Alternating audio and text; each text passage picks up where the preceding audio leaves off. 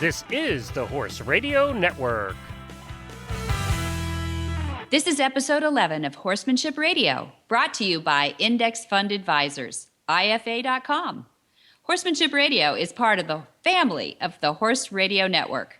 Today, we have a first on the Horse Radio Network. We have 5 icons in the horse industry with over, get this, 300 years combined experience with horses.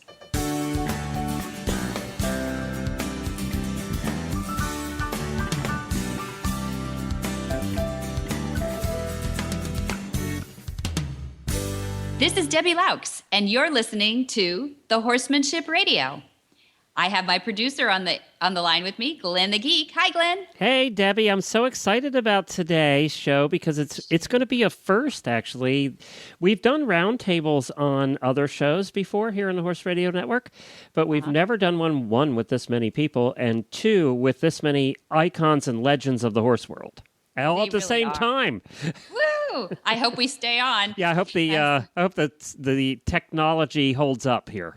That's right. That's right. Well, they're going to be rocking on this. I am really excited to hear what they've got to say. I've got just a couple of powerful questions, and then I'm going to let them rule the world of experience in horsemanship. And I'm so excited. People are going to recognize these names. I'll introduce them really quickly so that we can get right into the meat of today. Yeah, and before we do, one of the things they're going to be talking about, to be honest, I've never heard of, and that's light hands horsemanship. Can you explain to me what that is? Oh, yeah, I'm really excited about that. There's a little history behind it. We were at a trade show in Sacramento, California in 2006, and there was a gentleman, a veterinarian from Brazil, walking around saying, boy, I love what's going on in the natural horsemanship industry. I love Monty Roberts and Robert Miller and these guys that are leading the way in the Western horse world. And we want to have a part of that in Brazil. And so what he did was they had to pay their way down there. Dad was actually committed at that time, so he couldn't go down. But Robert Miller and many of these guys all linked arms and went down there and just on their own dime and in their own way, spread the word down there with this. Fernando Rollum is the vet's name, to help introduce natural horsemanship to some of the veterinarian organizations down in Brazil. And that really started a seed plowing that has grown today to thousands and thousands of followers of natural horsemanship in Brazil. And remember, Brazil will tell you that they had some of the most violent, I don't have a better word for it, ways with the training of horses, but they really want to change because they recognize it.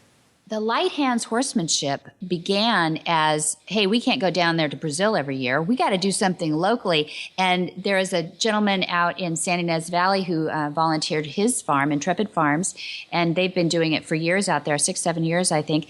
And they're going to probably move it now because there's limitations to the farm. There's so many people. I think they've had 14 countries represented in the last one that they had in the spring. So they're going to do it again this year for the last time at that farm, and then they're going to surprise us where it's going to be next year.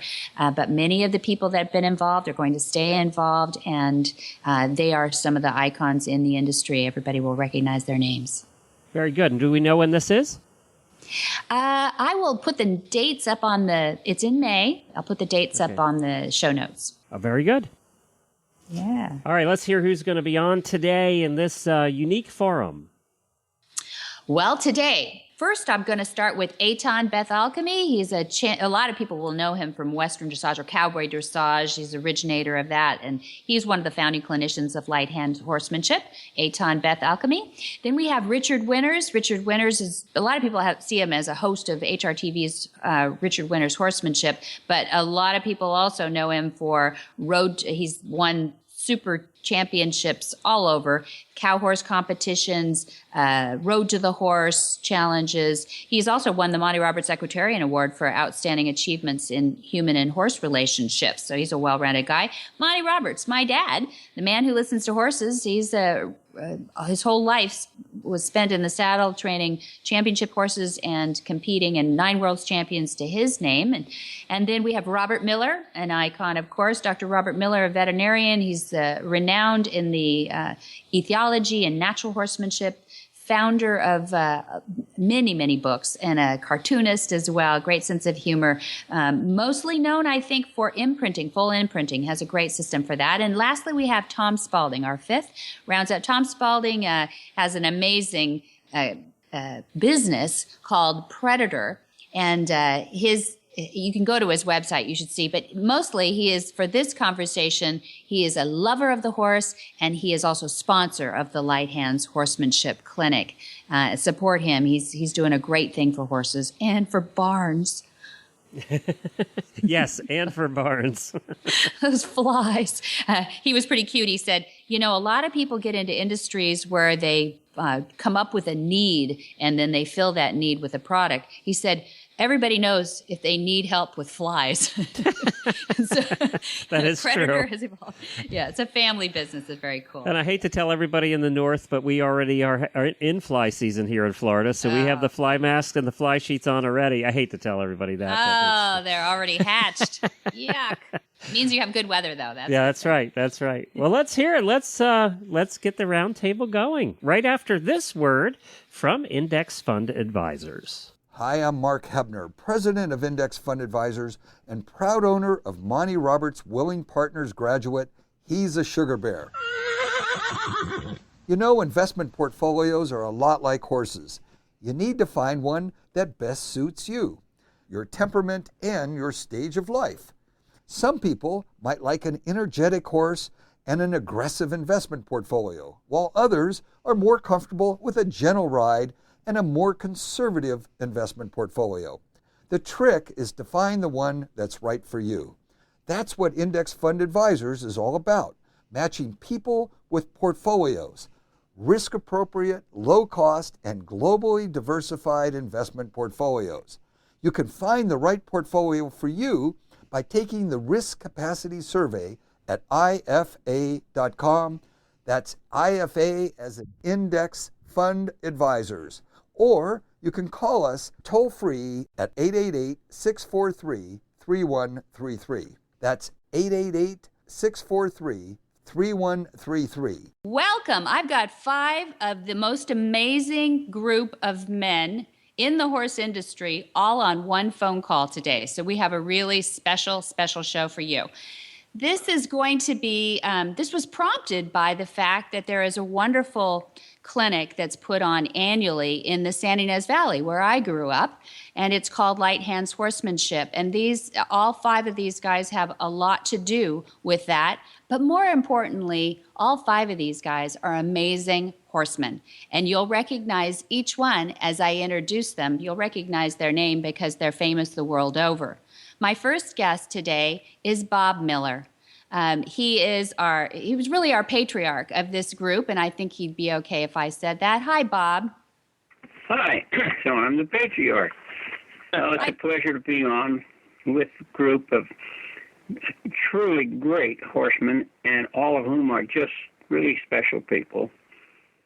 Thank you, Bob. And next we have Eitan Beth Alchemy, and a lot of people know Eitan from his performance at WAG. Say hi, Eitan.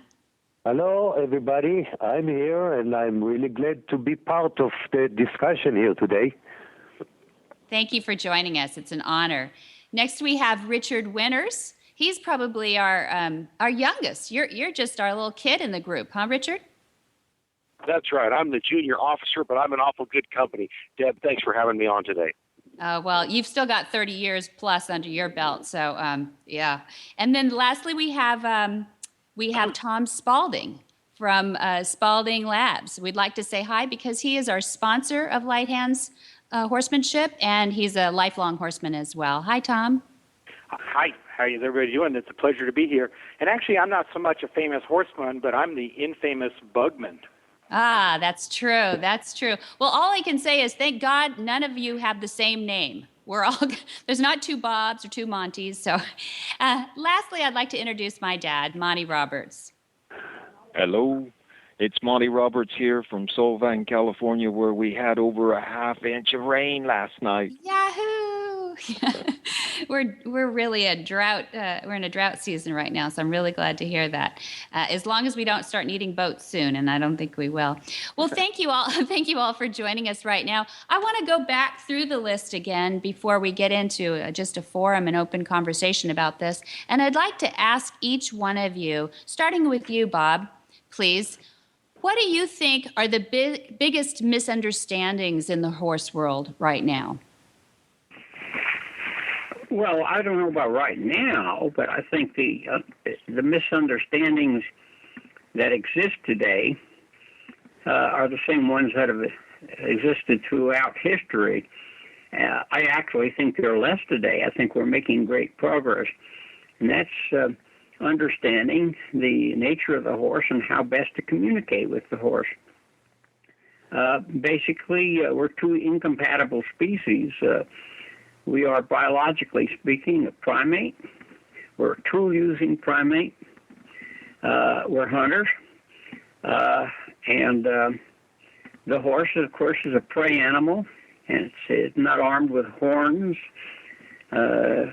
weapons like many prey animals are. Its defense is flight, so it's a very timid and very flighty creature. So when you put an aggressive tool-using species like the human together with a timid prey animal, you've got an incompatibility. But the horse, because of its unique personality, that despite unnecessary aggression and roughness in handling them throughout history, has managed to become the most useful of all domestic animals, the human species. That's what's so remarkable about the horse. Mm-hmm. But now we have the information that certain individuals have always had throughout history, but now it's becoming generalized, where more and more and more horse people are understanding that you do not have to be unnecessarily coercive to the horse, unnecessarily inhumane, that you can get better results, more compliance, mm-hmm. by using very gentle methods. And this, what I call revolution in horsemanship, is spreading rapidly all over the world, and it's the greatest thing for the horse. Yeah, nice. Great. Thank you. Well said. Monty, can I ask you next? What do you think is the biggest misunderstanding in the horse world? But that's a good thing, isn't it? When there starts to be unanimity of mm-hmm. thought, when people are coming together with an understanding that obviously we didn't have enough of for 6,000 years since we domesticated horses. Bob and I go back a long way, and we have visited many times on this very subject. So please let me mirror what Bob has already said, because I agree with and attempt to promote globally the exact statements that Bob made. Mm-hmm. I guess if I had to just say some words and try to be an individual, I would say the greatest misunderstanding has been that we can force or demand from through violence more effectively than any other way the horse is learning, and that's simply coming to fact that it's not true. But apparently for 6,000 years that's how we felt, and all of us that are on this line have seen some incredible, unspeakable violence and force put on an animal, but it's causing them to want to rather than to force them to. I'll stop and leave some space for the other guys. Mm-hmm. That's great. Thank you. Eitan, I'd like to jump to you. When I think about what the misunderstood or people don't understand is some terms that we use today at the natural horsemanship especially, and one of them would be the lightness. I think that people's concept of lightness direct into their hands and rein, and they don't see the whole picture. A lot of us think that if we throw the rein away or we ride without a bridle, we are light. And I think that we need to emphasize and keep forcing the whole idea that lightness is not just about the head. Lightness is about the way you think, the way you are behave, the way you use your body, the way you use your soul, the way you have your relationship and the harmonship that you have with the horse. That's what lightness start, and that's what lightness not necessarily end. I think that another way to look at what we are missing, and I don't know if we're missing, but it's a lot of people look at horsemanship as a science. I kind of like to think it's more like an art form, because to me, to have a horse and don't have the artistic ability to find the connection and draw the picture rather than make the picture, it's something that we need to look into it and find out how to do so. And I'm going to stop here and let somebody else to continue that. I love that. That's beautiful. Thank you, Eitan. Well, Richard, would you like to take a stab at it? Well, it is a great question. I'm enjoying hearing what these gentlemen have to say, but it will allow me to use now the biggest word that I know. I think one of the biggest misconceptions and problems that people have is that they think about their horses anthropomorphically. That word means applying human attributes to something that is not human. We're so comfortable thinking in human terms, and this is how it makes sense to me, and this is how I can get my head around it, but that might not have any relevance at all to our horses, because as Bob mentioned a little bit ago, they're just coming from a completely different mindset and world. And so I'm constantly trying to look at the world through my horse's eyes and not apply my thought process, those processes, the way I would consider things. Don't stick that on my horse. There's a reason why they do things. People get frustrated. They say, oh, stupid horse, stubborn horse, whatever. But if I could begin to understand where he's coming from, then we realize, well, there really is a reason why. He's trying to protect himself. He's trying to stay alive. And ultimately, once he can survive, he just wants to be comfortable. And so I want to work on my equine linguistic skills. And that's what happens at Light Hands Horsemanship, talking about this language that horses already know. We're not going to teach them anything, but we're going to work on ourselves for a lifetime to see if we can't figure this thing out. That's great. I love the communication in that, too. That's wonderful. Well, poor Tom. He's had the most time to think about it, though, in fairness now. What do you think, Tom? That's true. Well, hey, I'll be the cleanup speaker. Yeah. My perspective would be from, not the people that these four guys have talked about, or people that are horsemen and they kind of understand and they know. But what I think is a big misperception is the people that just know a little bit about horses, and it's in some cases it's just get up and get on and ride, and what they're missing, and the misperception is this wonderful relationship that you can have with a horse. I mean, it is way more than just getting on and going around and riding and going somewhere. It's just it's the relationship that you can have with this very, very smart creature that will basically could be your friend and can be your friend, and then how that relationship can really help you, if you're a better horse person, become a better people person. And I think that most people that when they think about horses just don't really know that, wow, there's way more than getting on and go giddy up and go ride. So that to me is a misperception to probably the greater community that knows a little bit or doesn't know much at all about horses, of how wonderful a sport and how wonderful an avocation that basically equestrian is. Mm-hmm. Very good. Yeah. Thank you. Thank you for that. And now I hope you're all thinking about what you'd like to ask each other a little bit and have a conversation, but I'm thinking that I'll go back through and I'd like to ask you if you feel that, like I do, that horsemanship is going in a good direction these days. It's a little bit like Bob said at the top, that a lot has changed and there are a lot less misunderstandings than there used to be. And I think you all have nailed the misunderstandings and major points that people do getting into the industry. Our audience is composed of a lot of people that are just getting into the industry. They want to advocate for horses. They love horses, and they just want to be, they want to do right for their horses. So, Bob, how do you feel about the direction that horsemanship is going. What do you see? Do you feel good about it when you wake up in the morning? Do you think we're better off? No question about it.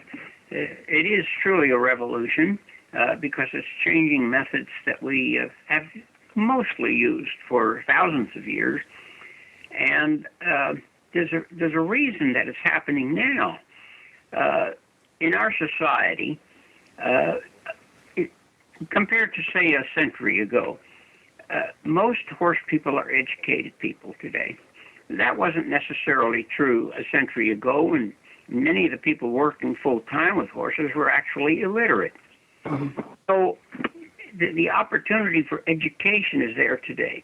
The media, the communication that we have today, video, the internet, jet airplanes so that these clinicians can fly all over the world and spread their knowledge and share their information. So these are the reasons that it's happening now and why it didn't happen in previous times. And I add another fact, and that is for the first time in human history, women today numerically dominate the horse industry. And I'm generalizing, but as a rule, generally speaking, women, because of their nurturing instinct, are more sensitive to the feelings of the horse. They're more receptive to these gentler, kinder methods of horsemanship. And while it was a group of men and cowboys, of all things, in the Pacific Northwest that started this revolution, it was the support of women attending their clinics, buying their videos and their books that really launched the thing. The men came aboard in greater numbers as time went on. We see remarkable changes, and it will continue to change and continue to improve. It's one step forward for civilization. That's wonderful. Who else can jump in there? What would you like to say? Well, since I was second the first time around, I'm going to grab it again. Okay. This is Marty here. I was interested in Richard's comments and certainly echo Bob again. I think this female domination, if you will, of the horse industry has changed things. Women, females in our species are nurturers, and they inherently don't want consternation. They don't want fuss and fight. So they quickly learn how to do it in a different way. And Bob is absolutely right that those first guys, the Dorrance brothers, etc., while they just took a step in one direction, man, I mean, I think that's all we needed, you know. And the one thing I would hope for is that the next generation of the kind of people that would call themselves clinicians don't become, you know, too wrapped up in themselves, because the next generation ought to get better or we're not doing our job. And I think we need to leave it so that the next generation can move right on up, and keep your mind open that there are ways to improve. Man, I make mistakes every day, and I want to keep telling myself about my mistakes and trying to get better. And I just arrived back from Australia, where I met a young man. You will all hear about him, I promise you. You won't hear him because he doesn't hardly say a word. But his name is Ryan Pendergast. And I mean, this kid is a genius. I'm not sure where he learned it all, but I know that an atheist would have a hard time following me around, because some things are happening like that God's up there just turning the knobs. And when Richard used the word anthropomorphize, that's one of my fears, that as we do get a softer look, a more intelligent look at the horse industry, I think we have to really be careful not to try to make them so human that we fall in love with them and bring them in the house and have them sitting up at the table and stuff like that. You know, you guys all know what I'm talking about. That particularly, I spend quite a bit of time in England, And the elderly ladies of England, man, they believe that their horse is their second cousin returned, and so I think we have to leave them be a horse. That's as God intended. And they are horses. They do have these differences. As Bob said, that they're incompatible. I don't think he means that we can't become compatible as we know horsemanship to be. I don't think Bob means that. But our very nature is incompatible. In fact, it's just the opposite, one to the other. And we just have to be careful not to anthropomorphize. But by the same token, we need to learn more about their language, the communication, and as Eitan said, stay light with it all. Mm-hmm. Nice. Eitan? Well, I'm kind of overwhelmed a little bit with a lot of things, but I really believe that when we talk about the future and about where we're going with it, I think the clinicians in this country did a tremendous job bringing up at education level that it's sometimes really hard to reach. I think part of the success that clinicians have is because they have a good students. I think the horse community almost demanding education, and by doing so, they produce good clinicians. I always thought that education is the biggest part of what will make us succeeding with what we try to preach.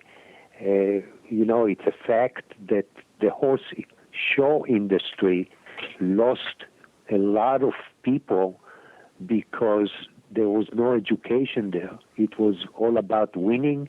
It's all about ego. It's all about the prize. It's all about the blue ribbon. I think that what we come in the last few years, we saw that people start investing money rather than in the show industry, they put it in the educational industry. That's why the expos and the clinics, and we can go all over the country and preach because people get their money back. Mm-hmm.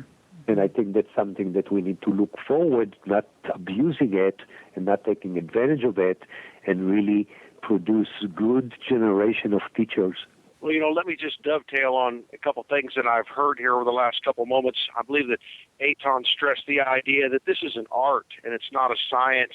And then Monty mentioned the idea that he hopes that we are ever continuing to learn and bounce ideas back and forth with each other. And that's the great thing about an event like Light Hands Horsemanship is I get to go there, and yes, I'll make some presentations on horsemanship, but then I'll be able to pull up my lawn chair right up next to the arena and watch someone like Eitan or Jack Brainerd or Monty or whoever happens to be there that year and see what they have to offer in horsemanship. If it's just a science, then okay, let's just plug in the formula and this is the answer. But if it's an art, then I need to be able to grant some of my contemporaries and certainly my mentors some latitude to express their art perhaps in a little different way than what I would do, but there's still things to learn from that individual. I think that I would just hang this deal up and go become a auto mechanic or something if I thought that I was going to be the same horseman today, or 5 years from now than I am today. I'm recognizing that there is so much more out there and so much more available. I'm just touching the tip of the iceberg right now. This is a journey, and the farther you go, the farther you recognize that there is to go. Now, when I was 20, I had it all figured out then. My goodness, I was a bronc stomping, horse training son of a gun, but not anymore. So at Light Hands Horsemanship this year, I'm just going to try to bring my brand of horsemanship. It's not the method that everybody needs to follow. They don't need to do it just my way, but I'll be talking about how we can bring together and marry this idea of what we've now called natural horsemanship with performance horsemanship. I think that sometimes people think that they're mutually exclusive things. If you're going to be a natural horseman, then you really can't be competitive. You can't get to that major league level. And so, how to stay true to my principles and still ask for extraordinary physical and mental things from my horse. And so I hope to bring some of those things out at Light Hands. Perfect. That sounds great. I can't wait. And Tom, just maybe to finish up, what are you looking forward to seeing at Light Hands? As being a sponsor, I know that you're inspired by the whole event. What are you looking forward to? Well, the event is a great event for just people to learn. But what's also very special about this event, it's not just what's happening in the arena in front of them. It's what's happening with the person sitting next to them and the people that come. I mean, the interaction amongst the guests, which are last year we had people from I think 14 different countries. Everybody that comes here has a very interesting story, and they're here because of Light Hands and this, but the camaraderie and the event, it's the presentations in the arenas are great too, but also just the meeting of the people that are there. It's a very special event in many ways, not just what's going on out there. One of the things to finish up what you asked Eitan and Bob about the future of what can happen. I think one of the things that's the great opportunity we have now, particularly with the internet, is that we can do a much better job of conveying with video through the internet to a mass audience. I mean, a huge audience compared, that's way beyond how many people you could actually ever do a live presentation in front of. And so that's a great, an opportunity to have very, very high quality information presented to everybody worldwide. And we've focused on, and I came from a video background of shooting, every Light Hands Horsemanship event that's been there. And one of the things we realized after about the fourth one is, boy, it's really hard to shoot great video with a live event where you can't get in the way and you can't stop and you can't do it again and you can't do a close-up and you can't. And so we've since then shoot highlights of the event, but we basically have come and then take each of these guys and shoot for the camera, not for the event. And I think if folks would take a look, and Richard, you can describe it, Nate, you both see how we shoot. It's the net result. It's not a live event, but basically the ability to convey information and show the detail and show that, I lean in this way, and also, just show a lot of people miss stuff because it just happens too fast. And, we now have a very high-speed camera that you can slow things down and see much better. So I think that's a huge opportunity in the future of that it's not just the people that can come to an event, it's anybody that's got an internet connection, and that's now getting to be almost everybody. Yeah, that's true. Thank God. One word, please, Debbie. Yes, please. Eitan. I think when you look at Light Hand event, there is nothing like it. That's the only thing. That's the only one in the world who can bring you to a stage that you just go up there and everything looks like you in heaven. It's in the air. You walk in there and you just feel that all your life you're waiting for that moment. And Tom, right, it's between the people. It's between one to another. We are inspiring people. I don't know we're teaching that much, but we give them so much to go home and take something with them that they are ready to go home, do what they want to do, and wait for next year to come. And I think that's what the greatest thing about the Light Hand. That's wonderful. That's wonderful. Yeah, I can add a comment to that, too. Please do, Bob. Well, since I retired from veterinary practice, my wife Debbie and I have traveled all over the world doing teaching seminars and participating in educational events. And I'm frequently asked, where's my favorite place? What's my favorite event? And I tell them it's Light Hands Horsemanship in the Santa Ynez Valley. And they'll often say, but that's right in your backyard. You're just an hour away. You go all over the world. Why is that your favorite? And I tell them, because I learn so much. I do, from these exceptionally talented people who have become very, very dear friends to us. I come away every year with new knowledge and that's why I value it so much. That's wonderful. That's I could wonderful. say something here, Debbie, if Please. you want. It's Monty, and I've been collecting the thoughts here. One of the things, I spent most of my life in the competition arena, and yet I agree with Eitan's analysis of competition. You're there to win. Boy, did I learn that from my father in very early years. You're there for one reason, and it's to win. And that compromises horsemanship. It has to. And that's where the Tennessee Walker got in trouble, and the gaited horses, and a lot of things that have happened, because I can get the horse to do this. If you say this is the degree of excellence you're looking for, I can get him to do it this way, and you win. What I think Eitan would be very pleased with is this latest idea in the dressage world that came through the Olympics the last Olympics in London, where the two top horses, gold and silver medal, were fantastic horses. But the one that won the silver medal was electric. He was on fire. He had higher elevation. He did each of his challenges with the highest marks imaginable.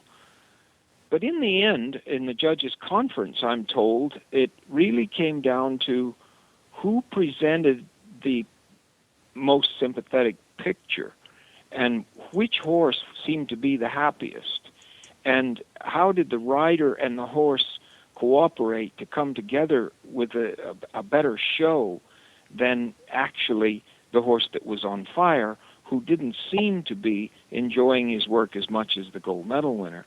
And boy, I think, maybe Eitan doesn't agree with me, but I think that this is a turning point for the dressage industry, and it's a wake-up call for all of the contesting events or competition events on horses, that we need to emphasize sympathy. We need to emphasize a cohesive unit, cooperative between horse and rider. That's not that I don't agree with you. I salute you. And I maybe just concluded by saying that that the cowboy dressage have a competition time now, and cowboy dressage competition is the only discipline in the world who reward the horse and rider triple his score on soft field. Mm-hmm. Nobody else does it. No. So I can agree with you that if the competition will start looking in harmony and partnership versus the perfect or the correct, I think we're going to change the world around. Oh yeah, and we've got to help these people with the Arab horses, particularly those shown in hand.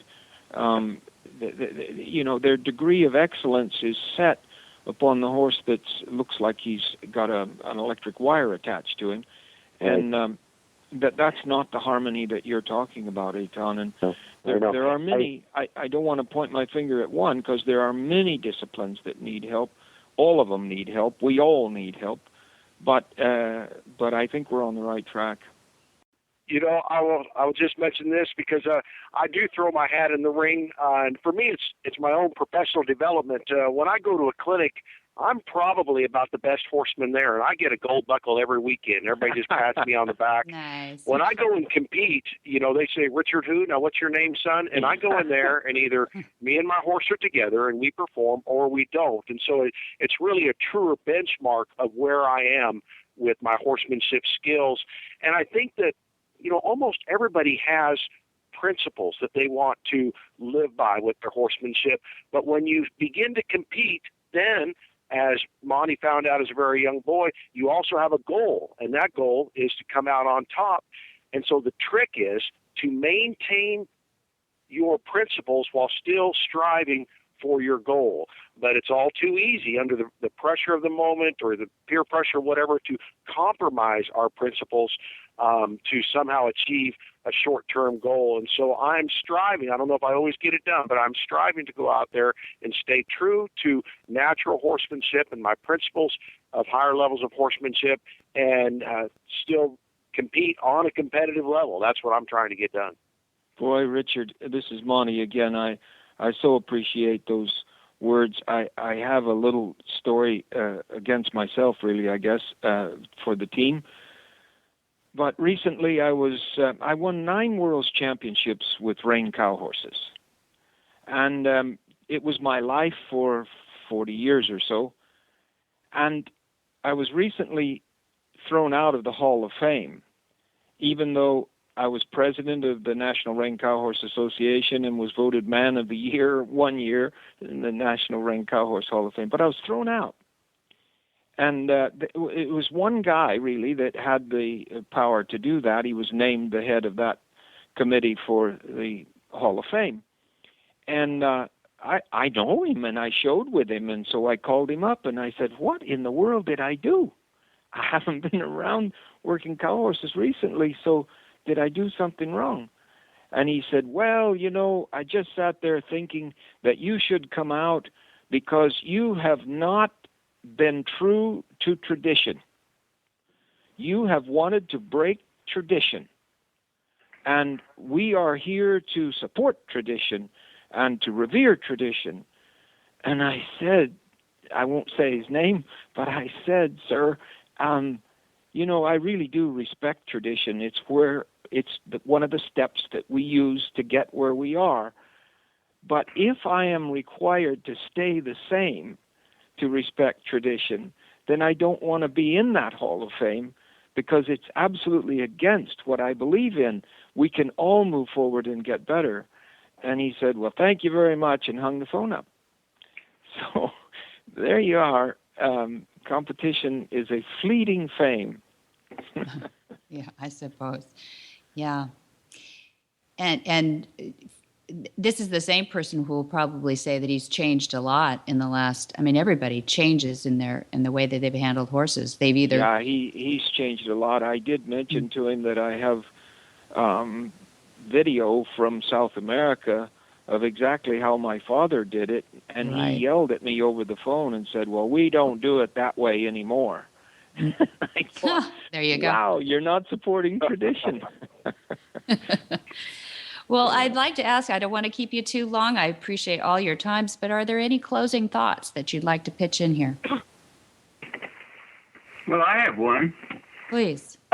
I just want to say that how eagerly Debbie and I are looking forward to attending Light Hands Horsemanship again.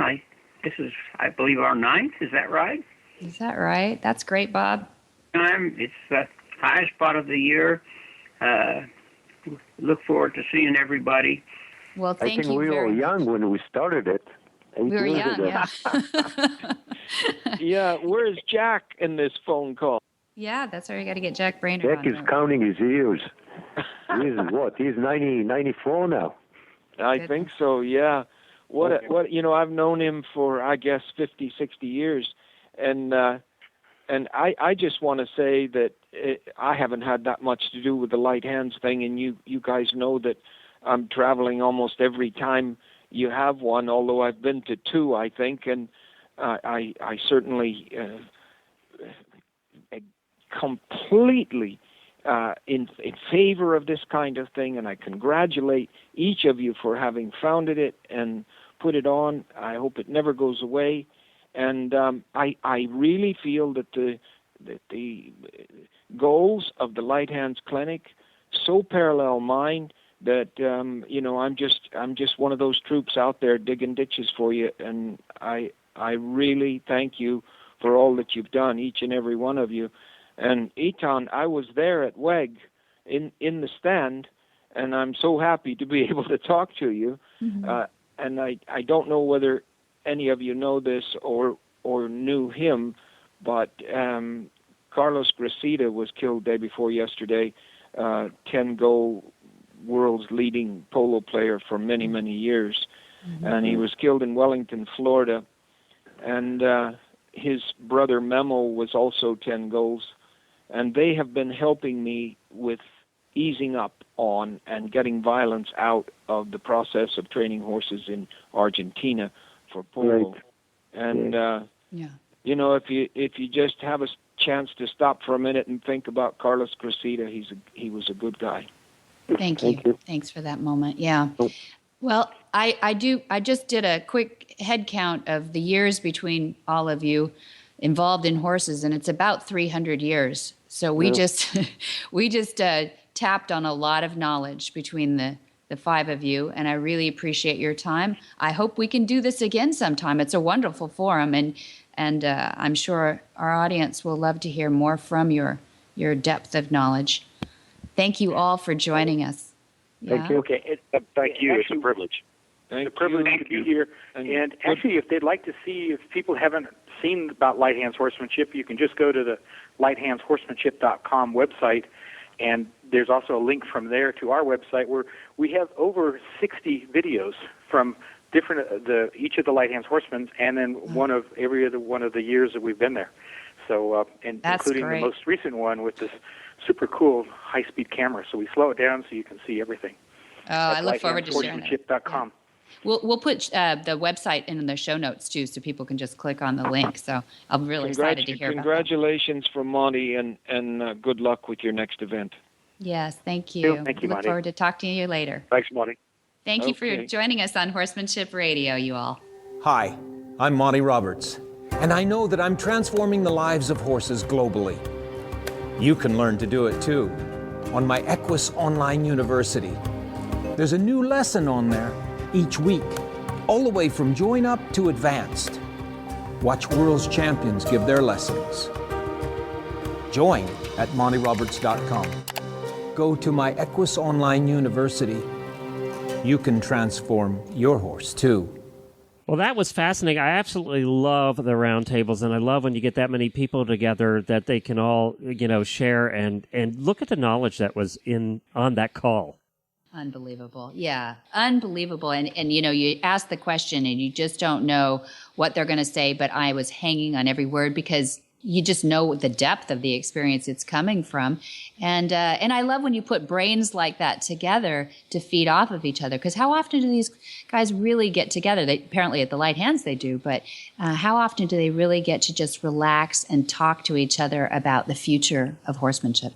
And all of the ladies out in the audience should be mighty pleased that we have these five tough old Western guys saying that women have changed the industry. So there you go. I agree. I think they said they're taking it over. Isn't that Yeah, it? exactly. Yeah, I think so too. Yeah, it is sort of ironic that we had five men talking about women taking over the industry, but gals, we'll get there. It's just so fun to see some of these young ladies coming up, women coming up in the clinicians world, the training world. We've had Sandy Collier's on and those people that have just dominated, Charlotte Bradal and dressage. But it is fun to see these young clinicians that are coming along. And I think that's what the guys were talking about. They're saying that women are nurturing, they get the empathetic, they're compassionate. And why would they want to hit their horse, especially if a guy like Robert Miller or Monty Roberts is telling them they don't have to? Right. Exactly. And I did look up some details. It's May 29th to June the 1st, 2014. And as you said, it's out your way in California. Some of the people that are going to be there, of course, are Dr. Robert Miller, who you just heard. You just heard Richard Winters. He's going to be there. Eitan's going to be there, as well as several others. I see Marianne Kennedy's going to be there. We play her music all the time on Horses in the Morning. She's Beautiful. a musician, and many others are going to be there as well. So It's a lot of fun. Definitely something you'd want to see. It says right here it's 90 days and 10 hours from now. So get Okay, that's right. get signed up. Right. That's right. A lot of fun. And, they have cowboy poetry and, it's a well-rounded, you really do feel like you've been to camp when it's over. It's like, I don't want to go home. It's really fun. But that isn't all. We're not done yet, because I'll tell you what, we got a fascinating conversation coming up that we were able to record with your dad here this week, and I just found it so interesting. When You can tell when he gets on a topic that he is just so fascinated with and how excited he gets about it. And one of those topics we're going to hear about next. And what was the term again? And I'm trying to remember it. Yeah, it's a long word. It's a mouthful. It's ritualistic habituation. Welcome back, Monty Roberts, Dad. I'm happy to have you back. We've been talking a little bit more about this developing, what would you call ritualistic habituation? A natural behavioral event. Great. Well, I know you've been working at this for some time now, and we wanted to follow, as an audience, we wanted to follow along with your development, your thinking, what you've discovered, what you still have questions about. You were working with Leroy, the deer, and I know you always are applying any of these to what you do with your horses as well. So I just wanted to let you talk today and share with us more about where your ritualistic habituation study stands today. Well, it's pretty deep, Debbie, and some people that just want to go ride their horse and sing a tune or something, may not find it fathomable. But there is a thing going on in nature that I've discovered, and I call it ritualistic habituation.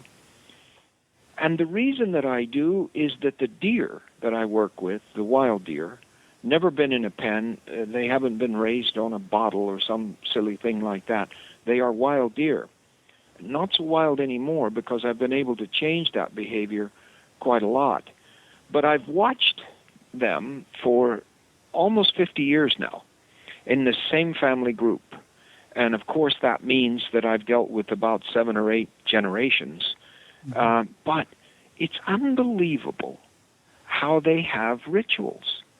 And I remember Grandma way back, and now this is before I ever thought about this particular behavioral pattern, but Grandma was always on the southeast side of the family group.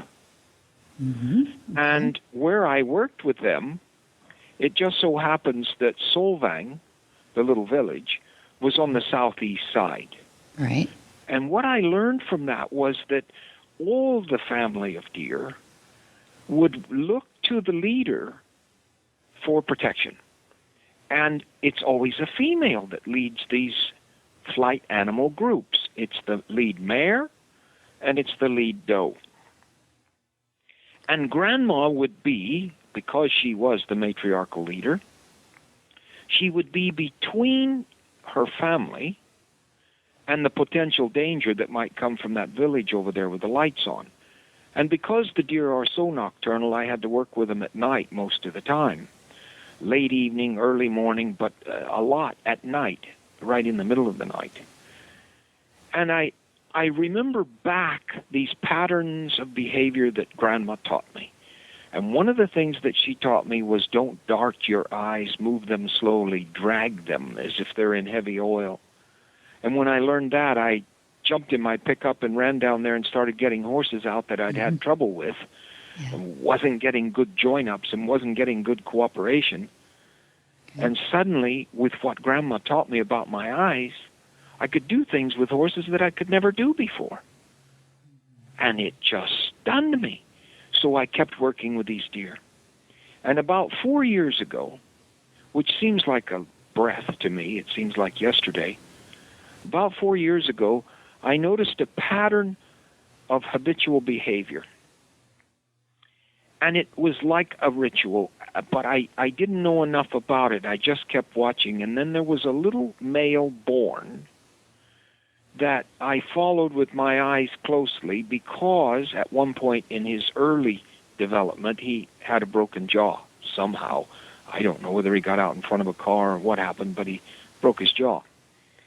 And we had to put out some feed for him, and so he would come around because it was the only way he could live, and he would lick up moistened, warm water on grain.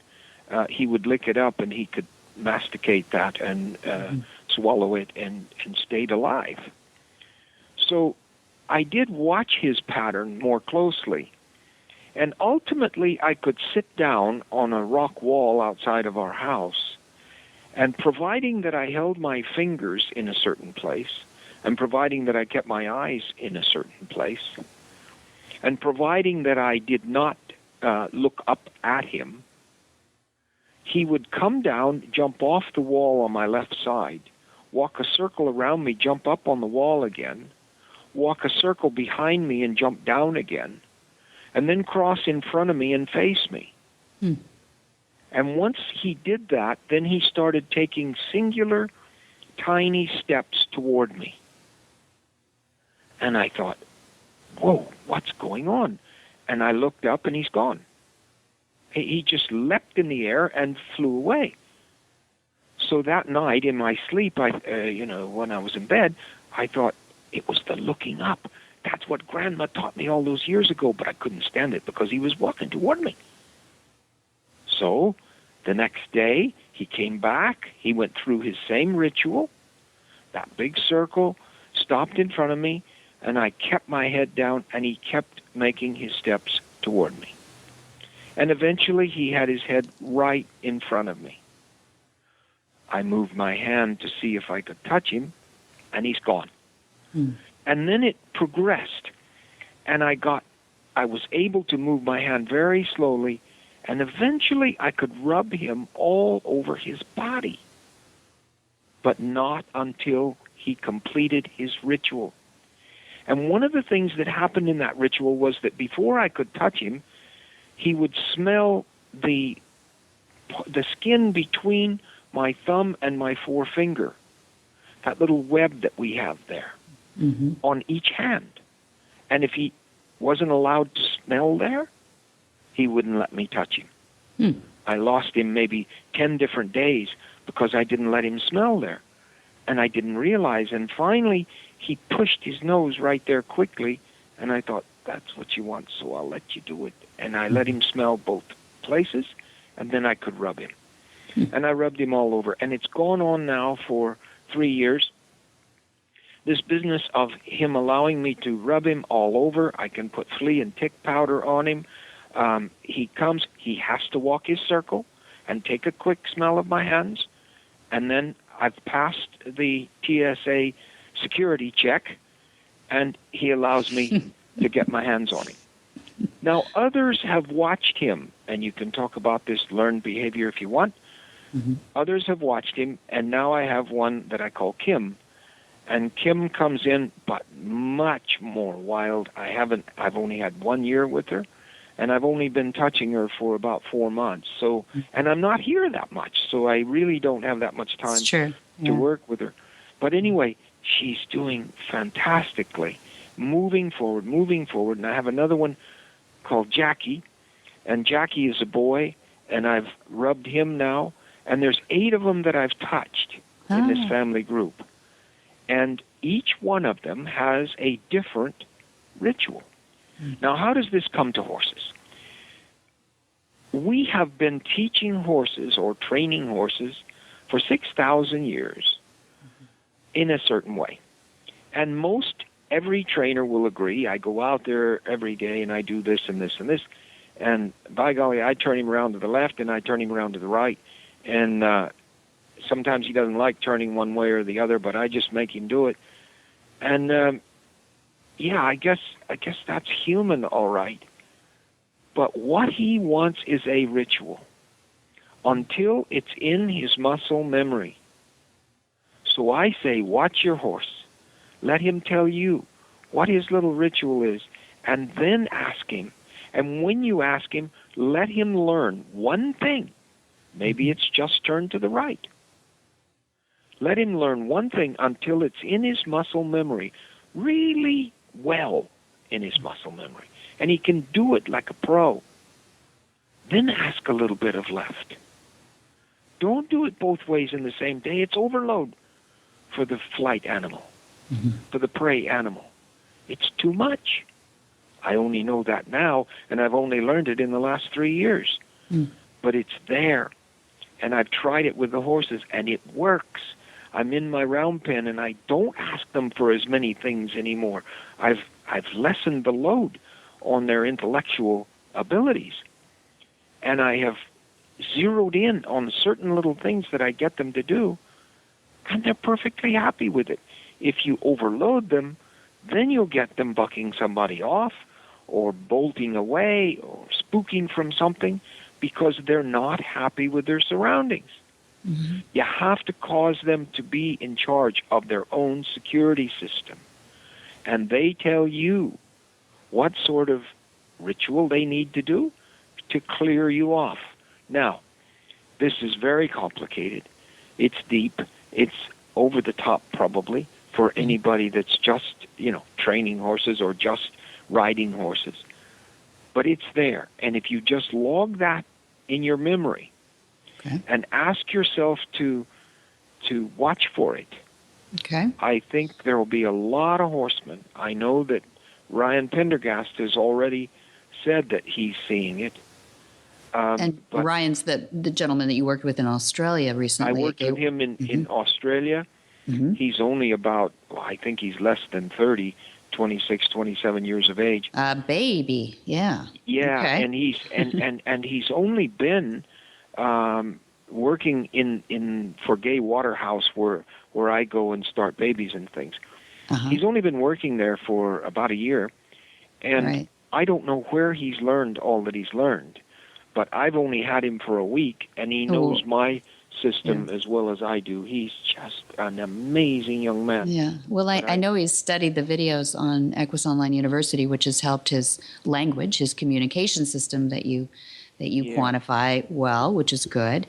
And I think one of the things that I'm thinking and trying to be the student here listening to you is I'm hearing you say that the incremental is not about how smart the horse is or how not smart the horse is, but it's about their fear-based emotions that they've got in there, about how difficult it is for them to trust while you're doing the work. So if somebody says to you, you don't understand, Monty, my horse is really smart. He can get that left and right in one day. Don't worry about it. Yeah, and I say, you're absolutely right. Your horse is really smart. Now it's time for you to get smart, too. And there are horses with greater intelligence than another. And that horse that's really smart will do better if we get it right with him than if we say he's smart enough to do it, so I'm just going to do it anyway. Mm-hmm. That isn't a good answer because you want to optimize his learning. You want to optimize his performance and move him to the excellence of athleticism that he's capable of to the maximum degree possible. And that's where I say we have been going too quickly. We have been complicating the lessons too much. Mm-hmm. And that I'm able to get a rider on these horses still in about average 27 minutes, a horse that's never had saddle or rider, while being true to this particular theory that I'm talking about. Okay. I think that my time will probably go up a minute or two, but that's it. But I won't ask them to do a lot of the things that I have asked them to do before. Yeah. I will leave it out for now. And I will talk to my owners. I'll try to get them to take courses. I'll try to get my instructors to understand ritualistic habituation, because I think it will be eventually that huge step above and beyond what I've learned in my time and what most horsemen have learned in this particular, 21st century. When we get out there 50 to 100 years from now, I think you will see this become a known fact and one that's used by the majority of horse people. Do you have any plans for it to be, put into a trial, a research project, or anything like that, or is it just you fooling with it right now? Well, there's plans in my mind for that. Okay. I would love to do it. It's one of the reasons, Debbie, that I ask you to invite Dr. Andrew McLean to our upcoming May gathering of instructors, right? Because he's a scientist, and I know that the group we talked with before didn't want horsemanship to be a science at all. And that's okay with me. If they want to call it an art form, it's okay with me. But it is a science-based art form, Sure. And there are things in science which have improved the ability of artists to put paintings on canvas. Mm-hmm. Since the days of Michelangelo or something, there have been improvements through science.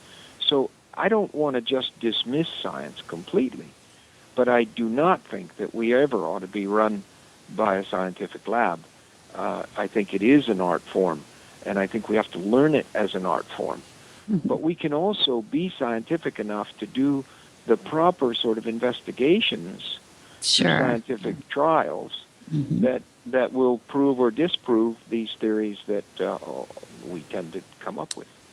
Very exciting. It's very exciting that you're able to transfer those concepts of the deer that have such a flight mechanism, much higher than a horse's, to I'm curious about the scent too. It must be a gland thing you're thinking, or it's curious, Debbie. I went into a duty-free shop in an airport, and there was a nice Asian lady there that I've talked with before when I go to buy your mother something, or just go in to look at a watch or something like that. Anyway, this lady told me that they love to test for compatibility of the aura of their subject person. Right. They love to test perfume right there on that little web between your thumb and your pointer finger. Oh, they use that spot. Oh, that's interesting. They do. And then she said, watch this, and she put some scent on me of some sort, and I smelled it, and it seemed all right. And then she took a little cotton ball and had alcohol on it, and she scrubbed it like a dish you'd do, and and then she put a different one on, and she said you can bounce back and forth and get a pretty good idea of how a perfume or a cologne fits the body that you're putting it on. Does it fit the aura? And this deer goes there. Now, I see Kim doing the same thing, not as overtly as Leroy does, but Kim reaches over there and just takes a little whiff. If you allow Leroy, he'll bury his nose right in that web and leave it there and really drink in the aura of your body. I don't have all the answers. I haven't. Wild horses anymore due to raising horses in such a domesticated setting. So it's cool that you have these wild horses to be able to. Yeah, we have deals with people that raise them on large properties, or the BLM. Of course, the BLM puts them on trucks, and they're adopted and so forth. That's worse than untouched, though. That's a little bit. It is worse than untouched. Yeah. But yes, with the school here and everything, we have a fantastic untouched facility here, and so we're able to allow the horse to smell our hand, for instance, very quickly in the training process, so that we don't humanize the horse before we get his natural tendencies, and that's exciting for me. I just watched them do 2 horses in this past week here since returning from Australia. We had a course here, an advanced course of 5 youngsters trying to become instructors, and we had 2 totally untouched that they worked with, and it was amazing what they did. It's just absolutely mind-blowing what these kids are able to do now with the proper facilities and with the proper education. That's it. Yeah, it's really exciting to watch. You could charge tickets for that stuff. It's really good. And they're amazing, too, because they keep that pulse rate down, they keep their adrenaline low, and they just go at it incrementally, like you say. Well, thank you so much. Thanks for the follow-up on that, Dad, and keep us informed about I think you have some other people playing with this in different areas. We'd like to hear from them, too, if you all get together. I know in May you'll get together with your instructors meetup, and maybe there will be something out of that'll be interesting as follow-up for people. Yeah, and wait till your listeners hear about the police in Brazil. We got to get to that story too. That's great. Yes, that is life-changing. That's so exciting, and the Queen of England is so over the moon about it. Wow, look, there's a name dropper. We got the Police Academy and the Queen of England. Wait for that story upcoming. We're teasing them. Yeah, well, she's certifying these people that are reaching out to arrive at another level of nonviolence, and the Queen is helping me with that, and she's so excited about it, and it really is something to get into and to learn about. Well, we'll hit you up for that one too. We'll get you back on the phone after the next tour. Thanks for joining us. Good. Thank you for having me on. All right. Thanks, Dad. Okay. Bye. Bye-bye. What in the wide world of sports is going on here?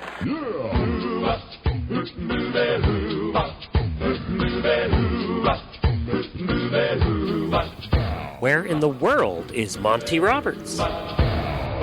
Monty is looking forward to meeting some new friends, two-legged and four-legged, in England, March 15, 21, and 29, and in Germany, April 4, April 6, April 8, 11, and 13. And on May 31, we have a night of inspiration with Monty and Pat at Flag Is Up Farms in California. There's limited space there, so book early. The next day, we have an all-day workshop called Life Lessons from the Man Who Listens to Horses. And Monty shares his learned and life experiences to apply to your own life. Dr. Sue Kane and I wrote a book called Life Lessons. It's really a workbook to spark your own journey. So write to admin@montyroberts.com or call on the Pacific Coast 805-688-6288.